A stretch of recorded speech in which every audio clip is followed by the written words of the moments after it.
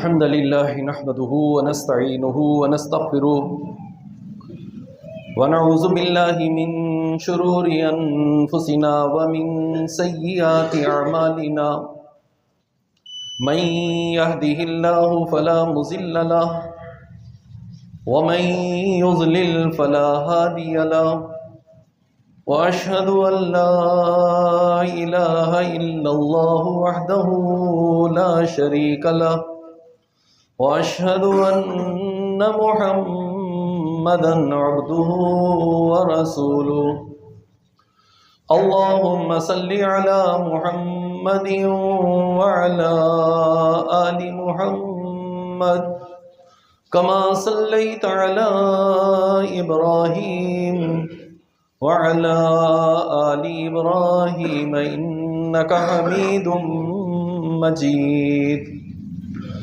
اللهم بارك على محمد وعلى آل محمد كما باركت على إبراهيم وعلى آل إبراهيم إنك حميد مجيد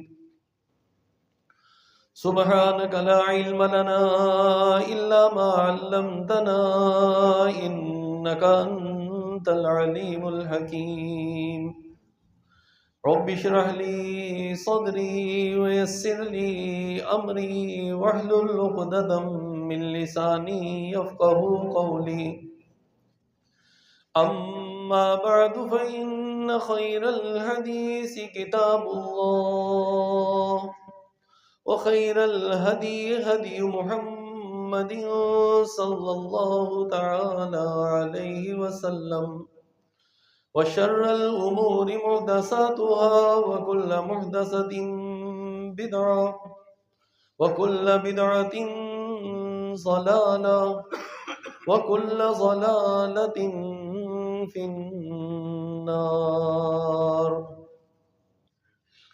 أعوذ بالله السميع العليم من الشيطان الرجيم من همزه ونفخه ونفسه بسم الله الرحمن الرحيم سبحان الذي أسرى بعبده ليلا من المسجد الحرام إلى المسجد الأقصى الذي باركنا حوله لنريه من آياتنا إنه هو السميع البصير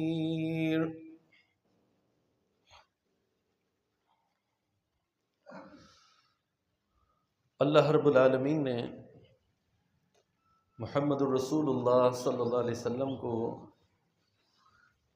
جو معجزات عطا کیے ان میں سے ایک معجزہ اسرا اور معراج ہے۔ یہ اللہ رب العالمین کی طرف سے خصوصی معجزہ تھا،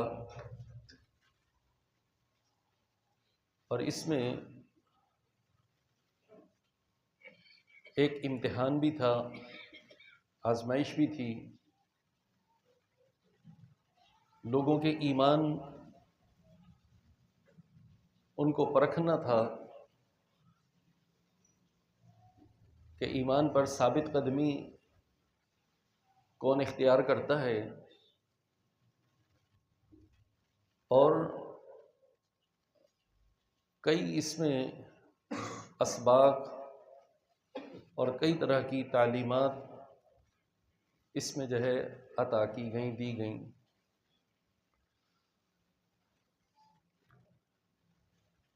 یہ معجزہ جسے عمومی طور پر معراج کہا جاتا ہے، یہ دو حصوں پر مشتمل ہے۔ ایک حصہ اسے اسرا کہا گیا، اور دوسرا حصہ اس کا وہ معراج ہے، جبکہ عموماً لوگ دونوں کو ہی معراج کے نام سے یاد کرتے ہیں۔ مسجد حرام بیت اللہ سے مسجد اقصی تک کا سفر یہ اسراء ہے، اسے اسراء سے تعبیر کیا گیا، جس کا ذکر سورہ بنی اسرائیل کے شروع میں ہے، اور پھر بیت المقدس سے آسمانوں تک لے جانا، آسمانوں کا سفر، سدرۃ المنتہا تک کا یہ سفر، اسے معراج کہا جاتا ہے۔ اس کا مختصر سا ذکر سورۃ النجم میں ملتا ہے اور تفصیلات احادیث میں ملتی ہیں۔ یہ واقعہ کب ظہور پذیر ہوا، یہ معجزہ آپ کو کب ملا، اس کے بارے میں اختلاف بالکل واضح ہے۔ ہمارے یہاں عمومی طور پر یہ سمجھا جاتا ہے کہ رجب کے مہینے میں اور اس کی 27ویں رات کو یہ معراج کرائی گئی، اسراء اور معراج کا یہ واقعہ پیش آیا، جبکہ اس کے بارے میں کافی اختلاف ملتا ہے اور 10 سے زیادہ اقوال اس کے بارے میں پائے جاتے ہیں۔ کب ظہور پذیر ہوا اس میں اختلاف ضرور ہے، لیکن اس میں کوئی شک نہیں کہ اللہ رب العالمین نے اپنے پیغمبر محمد الرسول اللہ صلی اللہ علیہ وسلم کو یہ اسراء اور معراج، یہ معجزہ عطا کیا۔ دوسری چیز، یہ واقعہ کوئی کشف یا کوئی روحانی سفر نہ تھا، بلکہ جسمانی اور روحانی طور پر یہ واقعہ پیش آیا۔ اللہ کے رسول صلی اللہ علیہ وسلم کو جسمانی طور پر بیت اللہ سے بیت المقدس کی طرف سفر کرایا گیا، اور پھر اس کے بعد آسمانوں کی سیر کرائی گئی۔ بہت سے لوگ، ان کا یہ اعتراض رہتا ہے کہ یہ ایک خواب تھا یا آپ کو کشف ہوا، جسمانی طور پر یہ بات ناممکن ہے، ایک ہی رات میں مسجد حرام سے مسجد اقصی تک کا سفر کر لیا جائے۔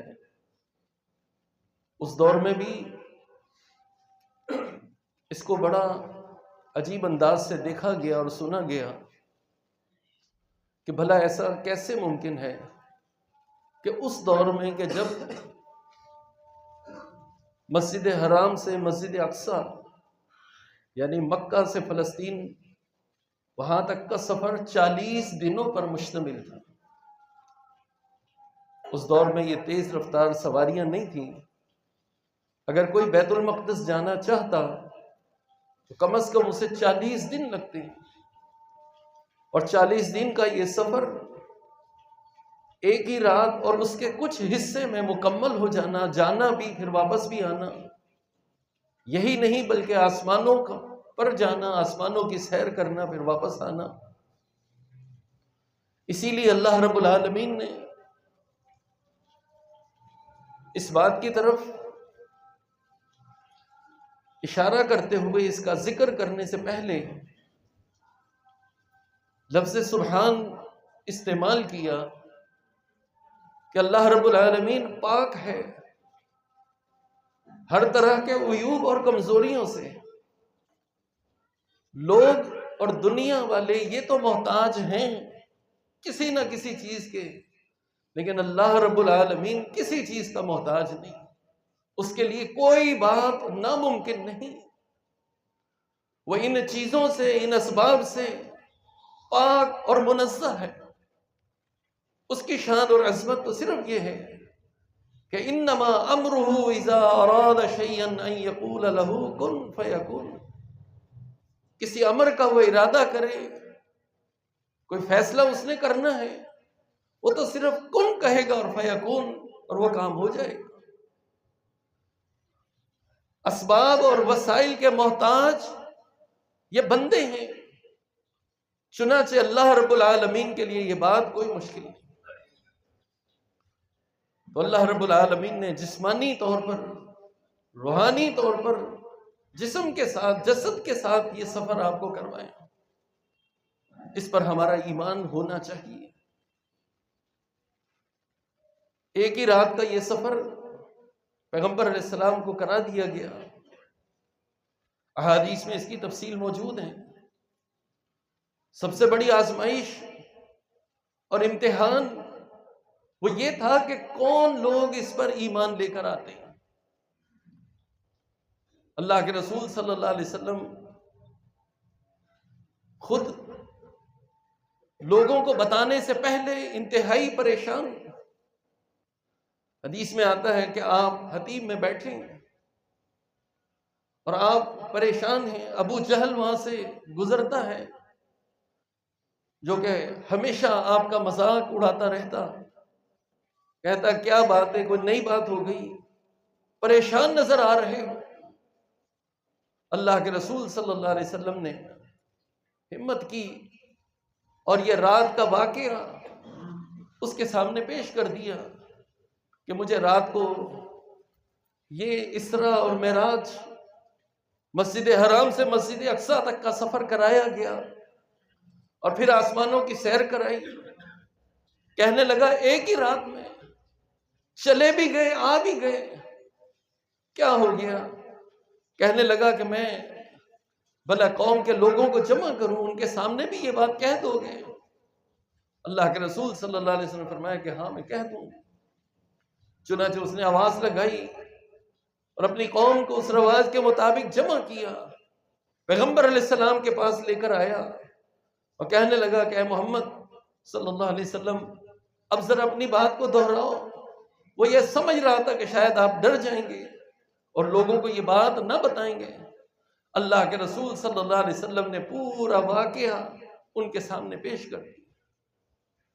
ایک تو پہلے ہی ایمان نہ لائے، تنگ کرنے والے، کفر انکار کرنے والے، اوپر سے یہ انہونی بات، ناقابل یقین واقعہ، اس کو سنا تو کوئی تالیاں پیٹنے لگا اور کسی نے اپنے سر پر ہاتھ رکھ لیا کہ ایک ایسی عجیب بات وہ کی جا رہی۔ جن لوگوں نے بیت المقدس کا سفر کیا تھا اور بیت المقدس کو دیکھا تھا، ان میں سے بعض نے کہا کہ اچھا چلو اس سے پوچھتے ہیں کہ بیت المقدس کی صفات اس کو بیان کرو۔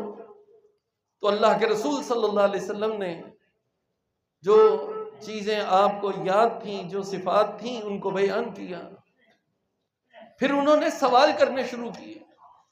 اللہ کے رسول صلی اللہ علیہ وسلم کے بارے میں آتا ہے کہ آپ فرماتے ہیں کہ میں اس دن اتنا پریشان تھا کہ اس سے پہلے کبھی اتنا پریشان نہیں،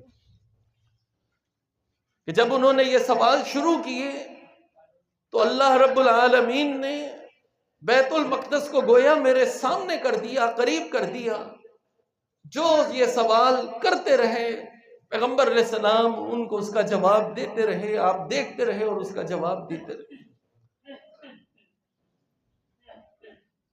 اس کے بعد یہ لوگ کہنے لگے، ابو جہل نے کہا بات ہماری سمجھ میں نہیں آتی، جن کے مقدر میں ایمان نہ ہو، محرومیاں ہی لکھی ہو، ان کو کیسے یہ سعادتیں حاصل ہو سکتی ہیں، کیسے ایمان مل سکتا ہے؟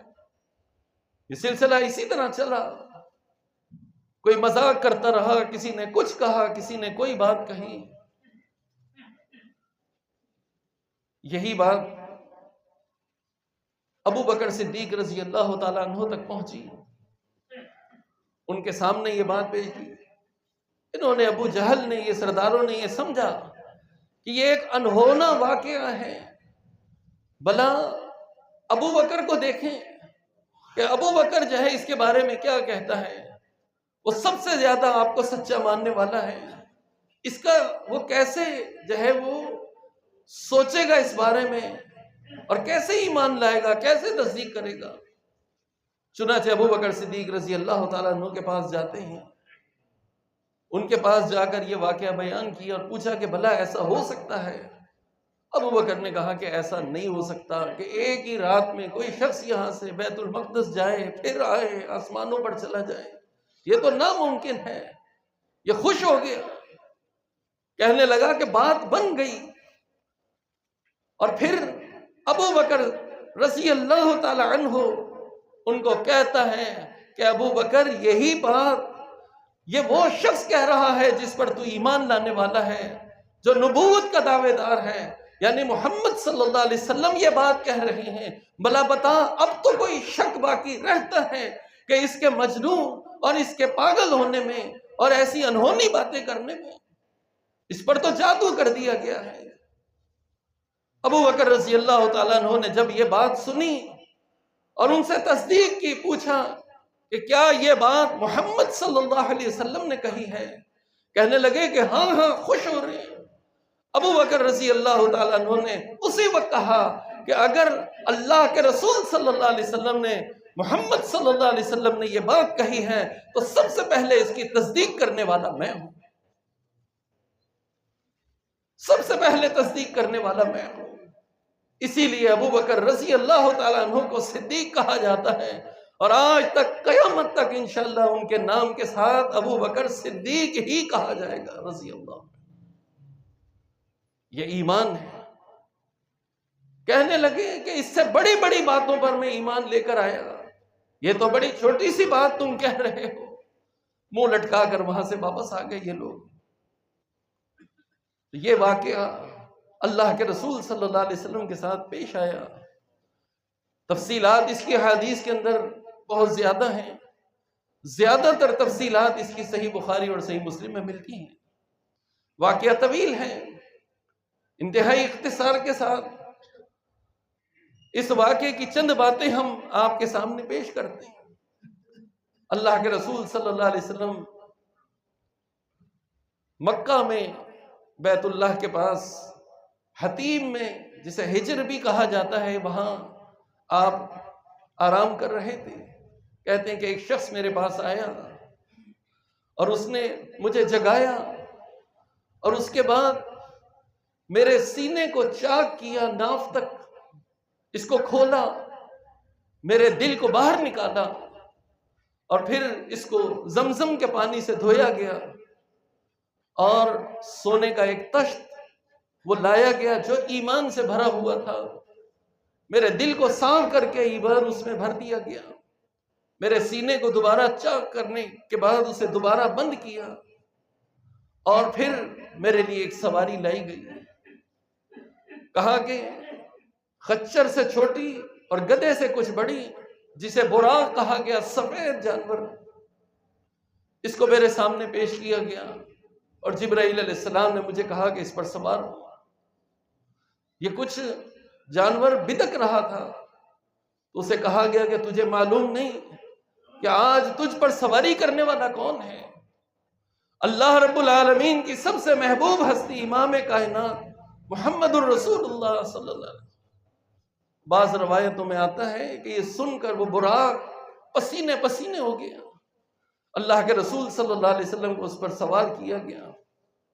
اس کی تیز رفتاری کی انتہا یہ تھی کہ جہاں نگاہ آخر تک پہنچتی وہیں اس کا پہلا قدم پڑتا.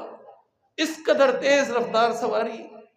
اور اللہ کے رسول صلی اللہ علیہ وسلم کو بیت المقدس کی طرف لے جایا گیا اور آپ بیت المقدس پہنچ گئے. انبیاء وہاں پر اپنی سواری، اپنے جانوروں کو جس کھونٹے سے باندھا کرتے تھے، اللہ کے رسول صلی اللہ علیہ وسلم نے بھی اپنی سواری کو اسی کھونٹے سے باندھا. اور پھر اس کے بعد تفصیلات ہیں. اللہ کے رسول صلی اللہ علیہ وسلم نے نماز پڑھائی. تمام انبیاء کو اللہ رب العالمین نے جمع کیا اور ان کی امامت پیغمبر علیہ السلام نے کی. اسی لیے آپ کو امام الانبیاء بھی کہا جاتا ہے کہ تمام انبیاء کے امام اور تمام انبیاء کی امامت کرنے والے. پھر اللہ کے رسول صلی اللہ علیہ وسلم کو آسمانوں پر لے جایا گیا. آسمانوں کی سیر کر رہی. پہلے آسمان پر پہنچے، دروازہ کھٹکھٹایا جبرائیل علیہ السلام آپ کے ساتھ ہیں، آسمانوں کے دروازے یہ بند، ان پر محافظ فرشتے مقرر۔ انہوں نے پوچھا کون؟ جبرائیل علیہ السلام اپنا تعارف کراتے ہیں۔ پوچھا ساتھ کون؟ کہا کہ محمد صلی اللہ علیہ وسلم۔ کہا کہ ان کو بلایا گیا؟ کہ ہاں ان کو بلایا گیا۔ خوش آمدید مرحبا کہا، دروازہ کھولا گیا، پہلا آسمان، پھر اسی طرح دوسرا، پھر تیسرا، ہر آسمان پر انبیاء سے ملاقات، اور پھر یہاں تک کہ اللہ کے رسول صلی اللہ علیہ وسلم کو سدرۃ المنتہا تک پہنچا۔ یہاں اللہ رب العالمین کی طرف سے آپ کو کچھ تحائف ملے۔ بہت سے لوگ، اور اس میں علماء کا محدثین کا اختلاف بھی ہے، بعض یہ کہتے ہیں کہ سدرۃ المنتہا پہنچ کر اللہ رب العالمین کا دیدار آپ نے کیا، اور بعض اس کا انکار کرتے ہیں۔ صحیح اور راجح موقف یہی ہے کہ ان دنیا کی آنکھوں کے ساتھ اللہ رب العالمین کا دیدار یہ ممکن نہیں۔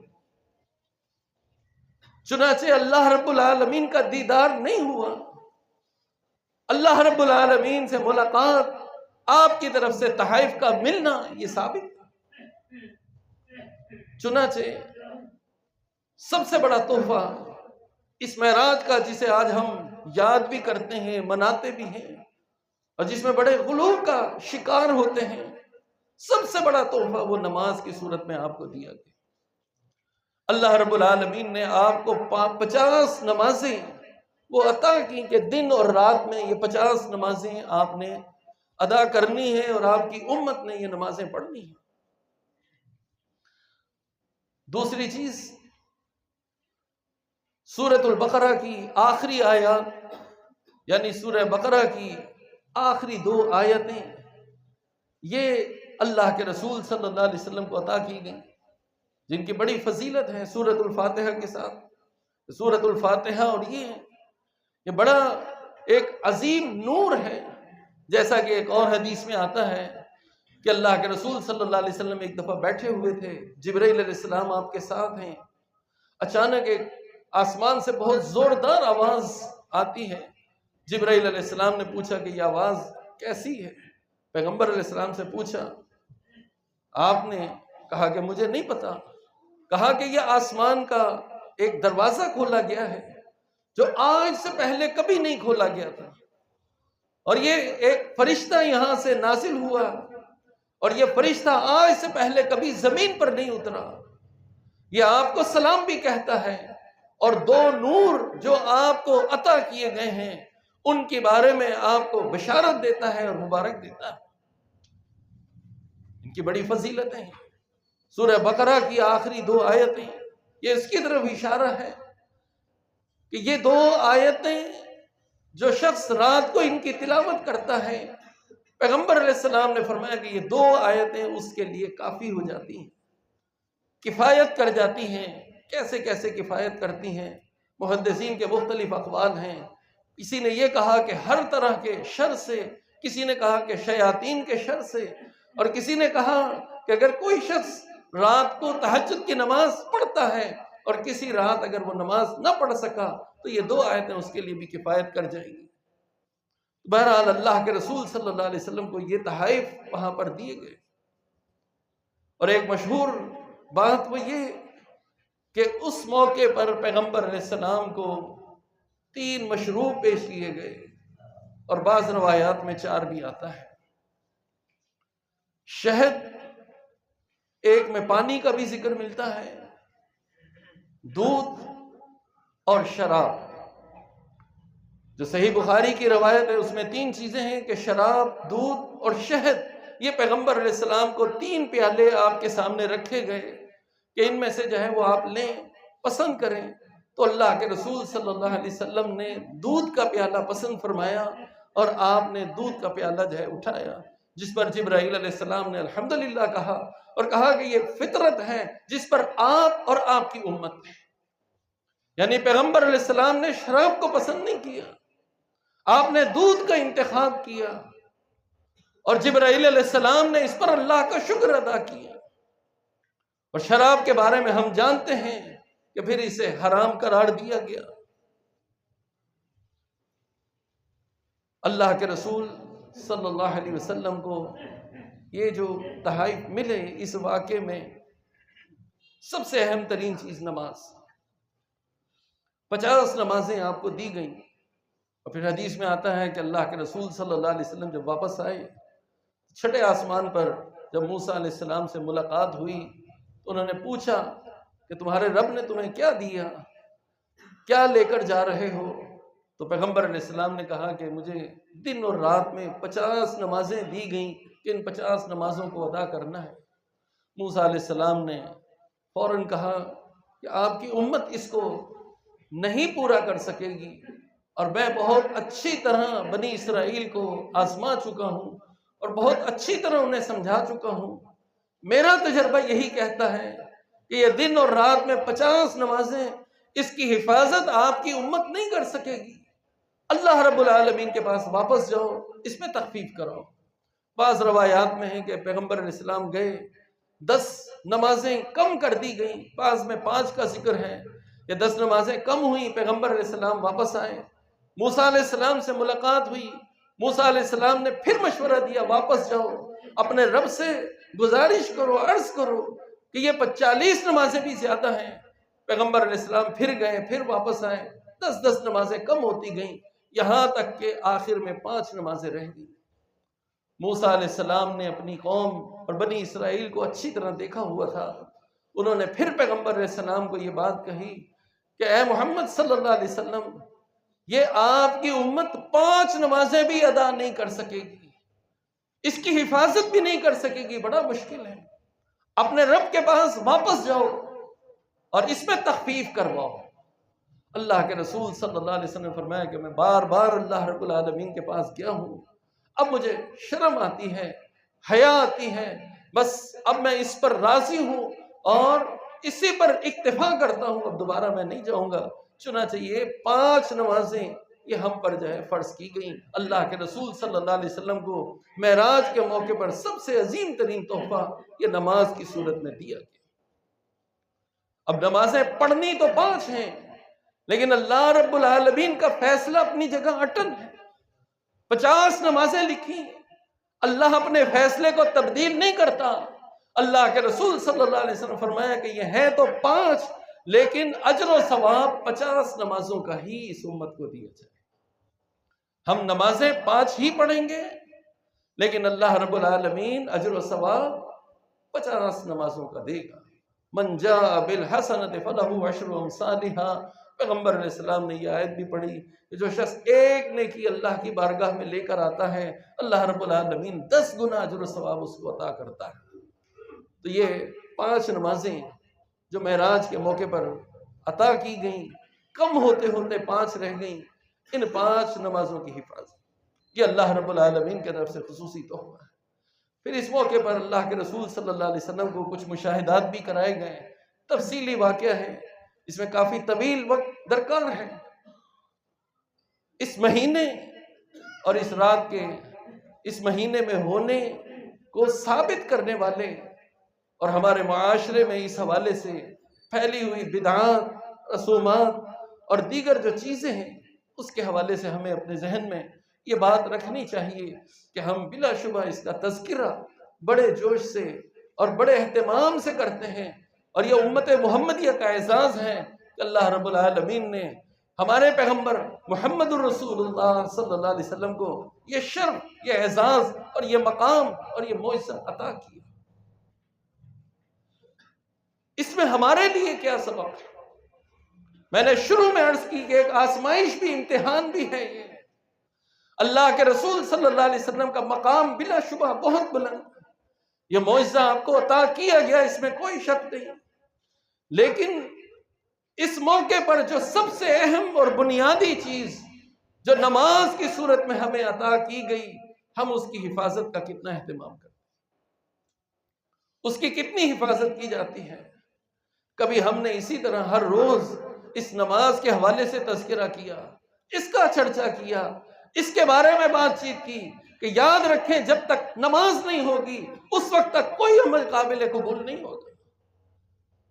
توحید اور رسالت کے بعد سب سے اہم اور بنیادی چیز دین اسلام کے بنیادی فرائض میں سے وہ کیا ہے؟ وہ یہ نماز ہی تو ہے۔ اس نماز کا کوئی تذکرہ نہیں، اس نماز کی کوئی حفاظت نہیں۔ واقعہ معراج کا تذکرہ یہ بڑے اہتمام سے، اور پھر یہ سمجھ لیا گیا کہ سال میں ایک دن اور ایک رات اس کو طے کر کے اس معراج کے حوالے سے اس رات کو عبادت کر لی جائے، اس رات کو خوشی منا لی جائے، دن کو روزہ رکھ لیا جائے، تو گویا کہ ہم نے جو ہے اس کا حق ادا کر دیا، ہم نے معراج کو تسلیم کر لیا، اس کو مان لیا اور اس پر عمل شروع۔ سب سے پہلے تو یہ بات جو شروع میں ہم نے عرض کی کہ اس کی تاریخ، اس رات کا تعین کسی صحیح حدیث سے نہیں ملتا کہ کس رات یہ واقعہ پیش آیا، اس میں اختلاف ہے۔ یہ اختلاف ہی سب سے بڑی دلیل ہے کہ صحابہ کرام نے اور اللہ کے رسول صلی اللہ علیہ وسلم نے اس معراج کی رات کو ہر سال نہیں منایا۔ یہ سب سے بڑا اعزاز کس کے لیے؟ امام کائنات محمد صلی اللہ علیہ وسلم۔ اس خوشی میں کیا اللہ کے رسول صلی اللہ علیہ وسلم نے ہر سال یہ معراج کی رات اس کو عبادت کے طور پر مقرر کیا، اللہ کا شکر ادا کرنے کے لیے کہ یہ نعمت اللہ نے آپ کو عطا کی، اس شکریہ کے طور پر کیا اللہ کے رسول صلی اللہ علیہ وسلم نے اس رات عبادت کی؟ کسی سے حدیث سے یہ بات ہمیں نہیں ملی۔ کیا صحابہ کرام نے اس حوالے سے اس چیز کا اہتمام کیا کہ اس رات کو چراغاں کیا جائے؟ کسی ایک صحابی سے یہ بات بتا دی جائے کہ کسی ایک صحابی نے یہ عمل کیا ہو کہ سال گزرنے کے بعد یہ مہینہ آئے، یہ رات آئے اور اس نے اس کا اہتمام کیا ہو یا اپنے گھر پر ہی عبادت کا اہتمام کیا ہو، شکریہ ادا کیا ہو اللہ کی اس نعمت پر؟ ہرگز نہیں۔ نہ اللہ کے رسول صلی اللہ علیہ وسلم نے اس رات کو منایا، نہ صحابہ کرام نے منایا، نہ تابعین نے منایا، نہ سلف صالحین میں اس کا کوئی ثبوت ملتا ہے۔ یہ صرف ہمارے معاشرے کا رواج ہے، دور حاضر کی یہ بدعات میں سے ایک بدعت ہے کہ اس رات کا انتخاب کرو، اس رات کو چراغاں کرو، اس رات کو عبادت کا اہتمام کر لو اور اس رات کو جاگ کر گزار لو، گویا کہ تم نے اس معراج پر ایمان لے آئے اور اس کو تسلیم کر لیا۔ اس کو تسلیم کرنا تو یہ ہے کہ اس میں جو نعمتیں، اس میں جو انعامات اور اس میں جو چیزیں اللہ رب العالمین کی طرف سے دی گئیں، دکھائی گئیں، عطا کی گئیں، پیغمبر علیہ السلام نے ہمیں بتائیں، ان پر ساری زندگی عمل کیا جائے، ساری زندگی عمل کیا جائے۔ جو کام اللہ کے رسول صلی اللہ علیہ وسلم نے نہیں کیا، جو کام صحابہ کرام نے نہیں کیا، جو کام سلف صالحین نے نہیں کیا، اس کام کو ہم کریں، پھر اس کو عبادت سمجھیں اور پھر اس میں ثواب سمجھیں۔ یہ کام گویا کہ بدعت ہے اور اللہ کے رسول صلی اللہ علیہ وسلم نے اس سے منع۔ بہت سے لوگ یہ سمجھتے ہیں کہ چلیں جی عبادت ہی تو کر رہے ہیں، اس میں حرج کیا ہے؟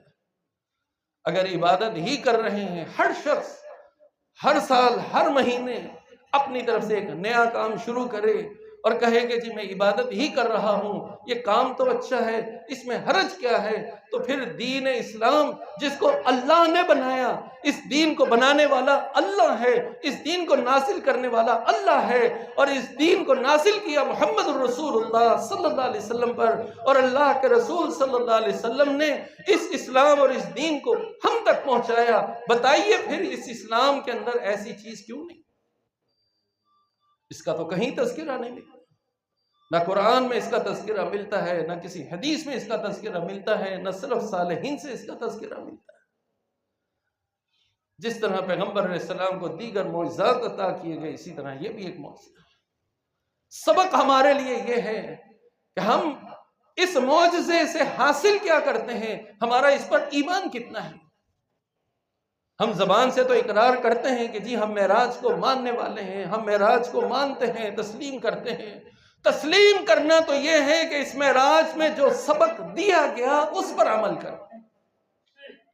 ماننا تو یہ ہے، خالی زبانی ماننا، ہم مانتے ہیں، ہم محبت کرتے ہیں، ہم تسلیم کرتے ہیں، ہم آپ سے راضی ہیں، اور سامنے والا کہے ایسے کرو، پہ ہم تو نہیں کرتے، ہم تو اپنی مرضی کریں گے۔ نہ یہ محبت ہے، نہ یہ اسلام ہے، نہ یہ دین ہے، یہ سراسر اپنے ساتھ دھوکہ۔ آپ کسی سے بھی کہیں بھی جا کر کہیں سے بھی معلومات کر لیں، مجھے بتائیے تو صحیح کہ کیا اللہ کے رسول صلی اللہ علیہ وسلم نے ہر سال یہ رات منائی؟ کیا صحابہ نے یہ رات منائی، یہ بات تسلیم کی اس انداز میں؟ سبق تو یہ ہے کہ جو تعلیمات دی گئیں، جو اشارے دیے گئے، جو مشاہدات آپ کو کرائے گئے، ان سے سبق حاصل کریں، ان پر ایمان لے آئیں اور انہیں تسلیم کریں۔ ورنہ دین کے اندر نئی نئی باتیں، یہ بھی کام اچھا، یہ بھی اچھا، یہ بھی اچھا، یہ بہت بڑی سازش ہے، بہت بڑی غلطی ہے۔ بلکہ امام مالک رحمہ اللہ تو یہاں تک فرماتے ہیں، من ابتدع فی الاسلام بدعتا یراہا حسنا، کہ جس شخص نے اسلام کے اندر ایک نئی چیز، نیا کام شروع کیا، صحابہ نے نہیں کیا، اللہ کے رسول صلی اللہ علیہ وسلم نے اس رات کو عبادت کا اہتمام نہیں کیا، حکم نہیں دیا، صحابہ نے نہیں کیا، سلف صالحین نے نہیں کیا، کسی نے نہیں کیا، اللہ کی طرف سے جو وحی نازل ہوئی، جو دین اترا، اس دین میں اس کا تذکرہ نہیں ملتا۔ اس لیے نہیں ملتا کہ اللہ کے رسول صلی اللہ علیہ وسلم نے ہمیں نہیں بتایا، اللہ تعالی نے اس کا حکم نہیں دیا۔ من ابتدع فی الاسلام بدعتا، ایک نیا کام اس کو کرے، جی اچھا ہے، کوئی حرج نہیں، کر لو، چلو ٹھیک ہے، یراہا حسنا، پھر اس کو وہ اچھا سمجھے، یہ بہت اچھا ہے، فقد خان، گویا کہ وہ شخص ایسے ہیں، فقد زعم ان محمد صلی اللہ علیہ وسلم خان الرسالہ، گویا کہ اس نے یہ طے کر لیا، اس نے یہ گمان کیا کہ جو اللہ کے رسول صلی اللہ علیہ وسلم پر دین اترا ہے، پیغمبر علیہ السلام نے وہ دین ہم تک نہیں پہنچایا، گویا کہ پیغمبر علیہ السلام نے خیانت کی ہے، نعوذ باللہ۔ فقد زعم، اس نے یہ گمان کر لیا، یقین کر لیا، ان محمد صلی اللہ علیہ وسلم خان الرسالہ، کہ محمد صلی اللہ علیہ وسلم نے خیانت کی ہے، نعوذ باللہ۔ آپ نے یہ بات ہم تک نہیں پہنچی، اس بات کو سمجھیے۔ اور کیا نعوذ باللہ اللہ کے رسول صلی اللہ علیہ وسلم کو خیانت کر سکتے؟ ہرگز نہیں۔ کوئی ایسا نیکی کا کام، کوئی ایسی بات جو اللہ تعالیٰ نے آپ پر نازل کی، نیکی ہو سکتی تھی، پیغمبر علیہ السلام نے وہ بتائی، کوئی ایسا کام جو گناہ اور برائی اور جہنم کی طرف لے جانے والا، اللہ کے رسول صلی اللہ علیہ وسلم، آپ انتہائی دیانتدار، امانت دار تھے، جو وحی آپ پر نازل ہوئی، آپ نے وہ پوری وحی من وعن لوگوں تک پہنچا دی۔ یہ ہمارا ایمان ہے۔ اور جو شخص کہے کہ نہیں، اللہ کے رسول نے نہیں بتائی، یہ بھی اچھا ہو سکتا ہے، نعوذ باللہ، وہ اللہ کے رسول صلی اللہ علیہ وسلم پر بہتان ہے۔ یہ دین کا معاملہ ہے، یہ شریعت کا معاملہ ہے۔ دین اور شریعت اللہ رب العالمین کا حق ہے، اللہ نے وہ دین اور شریعت بنائی ہے۔ اس دین اور شریعت میں کسی نبی کو بھی اجازت نہیں کہ وہ اپنی مرضی سے کچھ شامل کرے۔